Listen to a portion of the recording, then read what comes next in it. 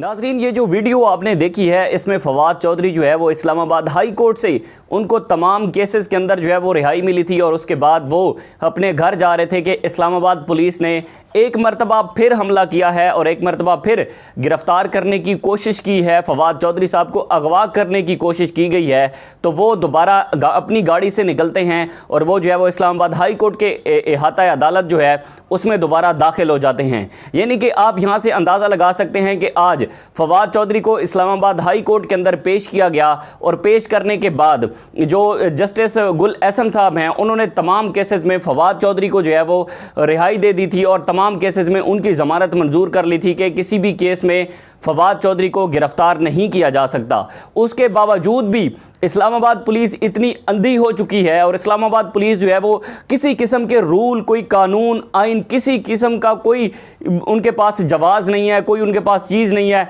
लेकिन एक जब उनको पीछे से ऑर्डर मिलता है कि गिरफ्तार करना है तो वो पहुंच जाते हैं, चाहे उनके पास ऑर्डर हो, चाहे उनके पास जो है वो वारंट गिरफ्तारी ना हो। ये एक सिचुएशन है। फवाद चौधरी को सुप्रीम कोर्ट ऑफ पाकिस्तान से जो है वो उसको गिरफ्तार किया गया था। उस दिन हम भी जो है वो सुप्रीम कोर्ट ऑफ पाकिस्तान में मौजूद थे कि जब फवाद चौधरी जो है वो तकरीबन 4 से 5 घंटे सुप्रीम कोर्ट में बैठे रहे। उनको मालूम था कि बाहर से जो है वो उनको गिरफ्तार कर लिया जाएगा। फैसल चौधरी साहब को उन्होंने कहा कि आप इस्लामाबाद हाई कोर्ट से रिजू करें और देखें कि वहाँ से अगर हमें कोई रिलीफ मिलता है तो फिर हम पुलिस को दिखाएंगे, इस्लामाबाद पुलिस को, कि आप किसी सूरत में गिरफ्तार नहीं कर सकते। तो फैसल चौधरी साहब ने इस्लामाबाद हाई कोर्ट से रिजू किया, वहाँ से किसी किस्म का कोई रिलीफ ना मिला। उस दिन ज़ाहिर है उस दिन मिलना ही नहीं था। फिर जो है वो फवाद चौधरी बाहर आए और उन्होंने गिरफ्तारी दी और उन्होंने एसएचओ साहब से पूछा कि आप मुझे ये बताएं कि आपके पास कोई वारंट गिरफ्तारी है तो मुझे दिखाएं, कोई मुकदमा, कोई केस, किसी किस्म का कोई रिटर्न ऑर्डर है मुझे दिखा दें, मैं गिरफ्तारी देने के लिए तैयार हूं। आखिरी गाड़ी में बैठने तक फवाद चौधरी पूछते रहे और एसएचओ साहब के ये अल्फाज से मैं साथ खड़ा था कि हमारे पास कुछ भी नहीं है, हमारे पास कुछ भी नहीं है, हमारे पास कुछ भी नहीं है, ये उनके अल्फाज थे। उसके बावजूद फवाद चौधरी को 3 दिन जो है वो नामालूम जगह पर रखा गया और उनकी फैमिली को भी नहीं पता कि उनको कहाँ रखा गया है। किसी किस्म की कोई इंफॉर्मेशन नहीं थी। बताया गया कि 3 MPO के तहत फवाद चौधरी को जो है वो नज़रबंद किया गया है कि ये जितने भी लोग हैं ये इंतशार फैलाते हैं। ज़ाहिर है 3 MPO के तहत जिस बंदे को भी गिरफ्तार किया जाता है उसका मकसद यही होता है कि ये बंदा कोई अपना कोई रिटर्न स्टेटमेंट ना दे दे या कोई ऐसा ऐलान ना कर दे कि जिससे मुल्क के अंदर जो है वो अफरा तफरी फैल जाए, जिससे मुल्क के अंदर जो है वो किसी किस्म की कोई दहशतगर्दी हो या अमन अमान की जो सूरत हाल है वो गैर मुस्तहकम ना हो। इस हवाले से 3 MPO के तहत कुछ लोगों को नज़रबंद किया जाता है। इसी हवाले से फवाद चौधरी को भी नज़रबंद किया गया था। लेकिन आज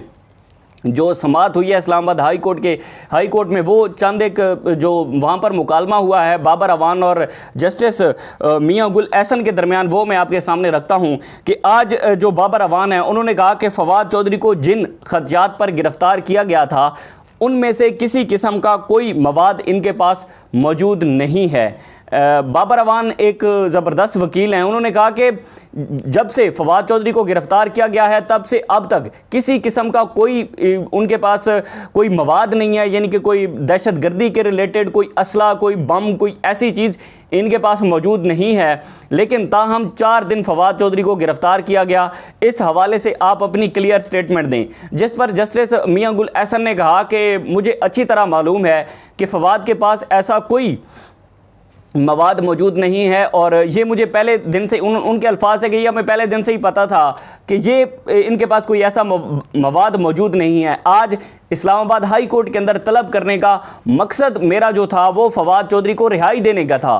ये अल्फाज कहते हुए उन्होंने कहा कि मैं तमाम केसेस में फवाद चौधरी की ज़मानत मंजूर करता हूं और किसी भी सूरत में किसी भी केस में फवाद चौधरी को जो है वो गिरफ़्तार नहीं किया जा सकता। उसके बाद ज़ाहिर है जब आपको एक अदालत से रिलीफ मिल जाए अगर तो पाकिस्तान में अगर सुप्रीम जाने तो सुप्रीम कोर्ट ऑफ पाकिस्तान है, या फिर उसके बाद इस्लामाबाद हाई कोर्ट है, कि ये तो अदालतें हैं जिनके अगर आप आइन कानून के मातहत चलते हैं, अगर आइन और कानून एग्जिस्ट करता है आपके मुल्क के अंदर, तो फिर इनके फैसले सब पर इम्प्लीमेंट होते हैं, चाहे वो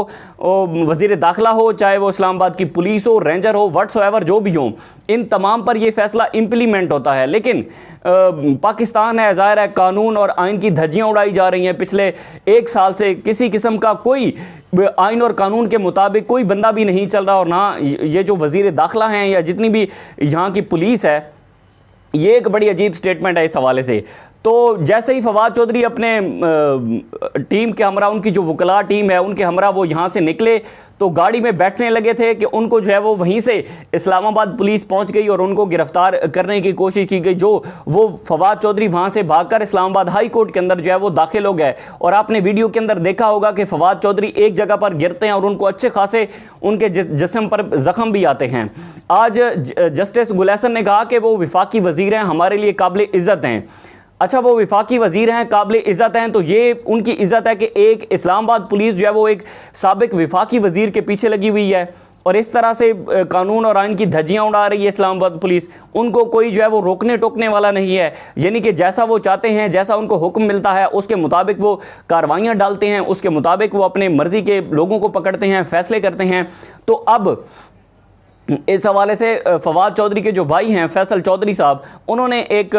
स्टेटमेंट दिया है कि हम जो है वो आज इस्लामाबाद पुलिस के ख़िलाफ़ जो है वो एक दरख्वास्त दायर कर रहे हैं इस्लामाबाद हाई कोर्ट के अंदर कि अगर ज़मानत तमाम केसेस के अंदर हो गई थी तो उसके बावजूद क्यों गिरफ़्तार किया गया, उसके बावजूद गिरफ़्तार करने की कोशिश क्यों की गई कि फवाद चौधरी को जो है वो अदालत के बाहर से भागकर अदालत में आना पड़ा। क्योंकि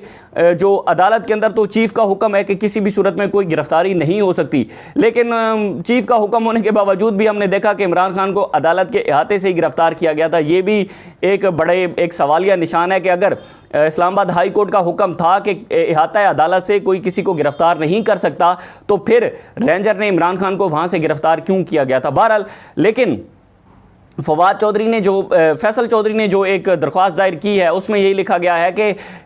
अहाता अदालत से गिरफ़्तार करने का हुक्म चीफ़ का है कि कोई भी किसी मुजरिम को गिरफ़्तार नहीं कर सकता। तो फिर इस्लामाबाद पुलिस जो है वो अहाता अदालत के अंदर क्यों दाखिल हुई, यानी कि आप यहाँ से अंदाज़ा लगा सकते हैं कि जब फवाद चौधरी भाग रहे थे तो उस वक्त इस्लामाबाद पुलिस उनके साथ भागती हुई जो है वो अहाता अदालत के अंदर आती है, यानी कि वो ये भी कोशिश करते हैं कि हम अहाता अदालत से इनको गिरफ़्तार कर लें। तो आज ही इसी जो है वो दरख्वास्त पर समाअत के लिए उन्होंने दरख्वास्त की है कि आज ही इस दरख्वास्त पर समाअत हो और आज ही इस पर हमें बताया जाए, या इस्लामाबाद पुलिस की जानिब से IG इस्लामाबाद जो हैं और IG सिक्योरिटी जो है उनकी जानिब से हमें बताया जाए कि अगर ऑर्डर थे तो फिर गिरफ़्तार करने की कोशिश क्यों की गई। लेकिन